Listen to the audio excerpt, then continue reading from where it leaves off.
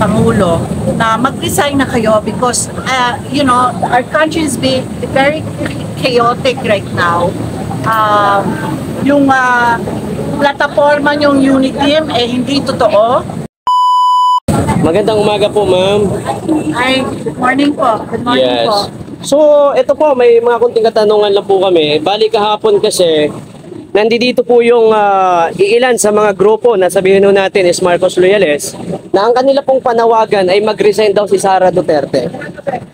Ano po yung inyong opinion about this?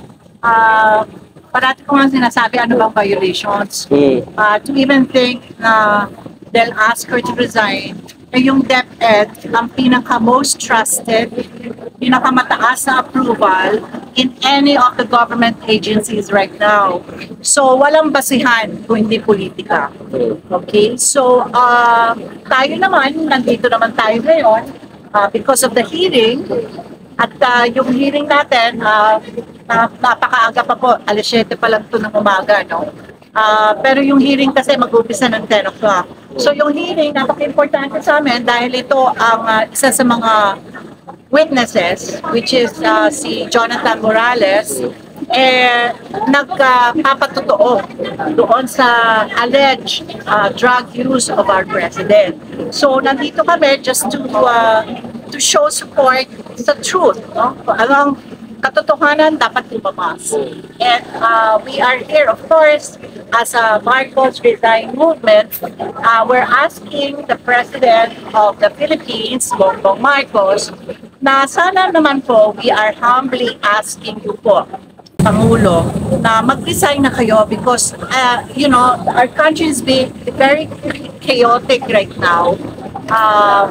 Yung plataforma yung Uniteam hindi totoo.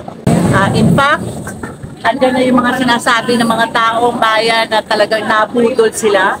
And not only that, ang daming violations ng constitutional rights ng mga tao. So, eto, siya dapat mag-resign kasi marami siyang violations. And naghihirap ng mga tao, nagugutom ang mga tao. And to think, if it's true, na he is using illegal drugs, is he fit to run the country? Yun lang naman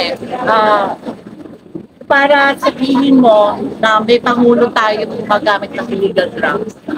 Marami pong implications ito kaya niya ba na mamuno ng isang bansa? Not only that, yung moral ascendancy, ano na lang ang sasabihin ng ating mga youth, yung ating mga kabataan, para sabihin nila na ang pwede palang maging pangulo ng isang drug addict. So, nakakabahala yon being a mother. So, nandito tayo sa Senate to find the truth. Diba? And, yun po. So, si Bongbong Marcos ang kailangan mag-resign. Okay, ma'am. Kahapon po, natanong na rin si Bongbong Marcos na kung saan nga po, natanong na siya about dito sa PDEA leak na kung saan, natanong siya ng media kung ano yung kanyang reaksyon. Pero tinawanan niya lang ito. So, para po sa inyo, ano yung pinakadabis niya na gagawin para sabihin, para ipakita niya sa tao na mali yung PDEA leak ho na yan? Yun nga ang nakakabahala kasi pinagtatawanan niya tayo. So, we are asking him to prove otherwise kung totoo or hindi. So, anong ginagawa niya? Pinagtatawanan niya tayo. Pinagtatawanan niya yung ating concern. Being a Filipino citizen. Bakit niya pagtatawanan yun? Anong ibig niya sabihin? So parang biro lang lahat? He's not denying it. So meron daw na drug test na nangyari during election that it only took 2 minutes.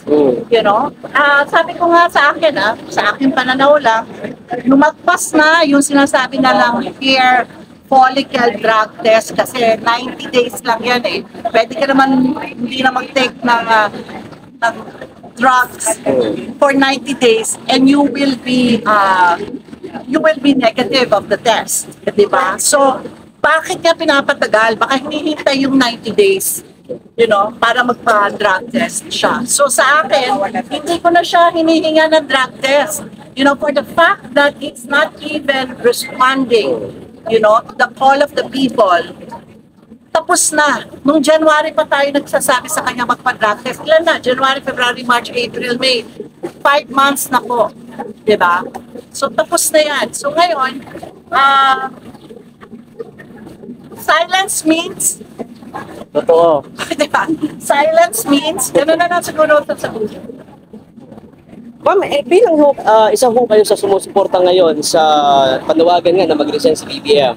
So, ano ho yung nakita nyo na merong pamumuno noong panahon ni Duterte, ni former President Rodrigo Duterte? Ano yung pagkakaiba para ho sa inyo? Gusto nyo observation? Alam mo, malayo yung pagkakaiba eh. Siguro hindi na lang nila magsasalita tungkol dyan. Kasi baka naman sasabihin nila kasi DDS or Duterte ka or whatnot. It's not about Duterte or Marcos anymore.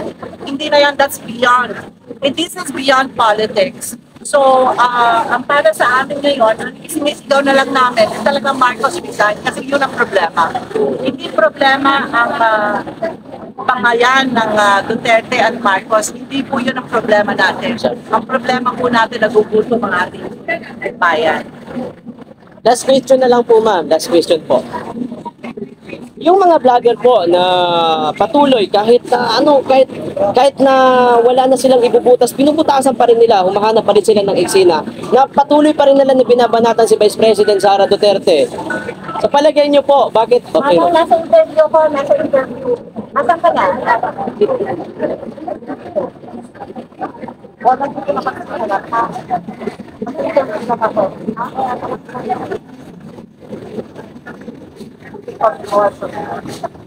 Sige, sige. Alright. Ano po yun? Pasensya na po. Yes po, okay lang po, ma'am. Okay. Sa kabila po ng lahat po ng ito, ng mga nangyayari po sa ating bansa na which is hindi na nga po maganda, patuloy pa rin na pinapabango po ng mga ensaymada vlogger, ng mga vlogger doon sa kabila, patuloy pa rin na nila na sinisiraan si Sara Duterte. Last pa na, ano po yung masasabi niyo po sa mga vlogger po na ito? Alam mo, Pilipino din sila, so basta sa kanila yon, everyone has its own paninindigan, di ba, sa mundo. Ang siguro ipagdadasal ko na lang na maliwanagan sila. Ipagdadasal ko na lang na sana makita nila kung ano talaga ang sitwasyon ng ating bansa. Ganun na lang siguro, ipagdasal na lang po natin sila. Ipagdasal na lang po natin sila. At ito na lang po sasabihin ko, yung Marcos Resign Movement, magkakasama po kami. As you can see, marami pa pong darating, marami pang darating. Kasi panawagan lang namin eh. Hindi naman kami nanawagan. Actually, kita-kita lang kami dito sa Senado. At wala naman kaming rally. And peaceful naman dito. At pero grupo ito ng mga malalaking organisasyon dito sa bansa. At ang iba dito hindi DDS. So, yun lang. Okay, thank you, ma'am. Yes, sir. Salamat, ma'am. Okay. Magandang umaga po. Huwag mo na kalawanas, ha? Yes po, dito po kami, ma'am. Sasamahan namin kayo. Kasama.